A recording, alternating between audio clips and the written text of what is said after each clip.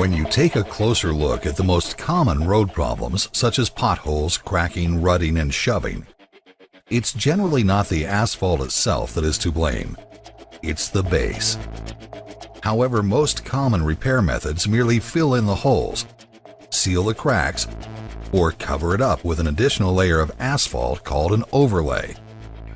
Over time, this accumulation eventually needs to be milled down to make room for yet another overlay. All the while, the real problem of failing or insufficient base is never addressed.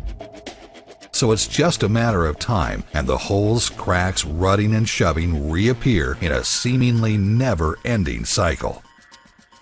Eventually, the road may need to be rehabilitated, requiring all of the asphalt and underlying material to be removed, hauled away, and new material to be hauled in, both of which are very costly and time-consuming.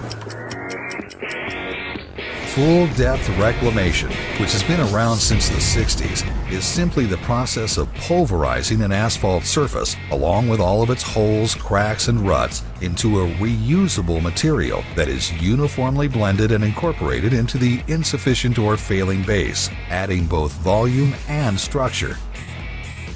If even greater stabilization is required, a variety of additives such as gravel, road base, cement, or other stabilizing materials can easily be incorporated.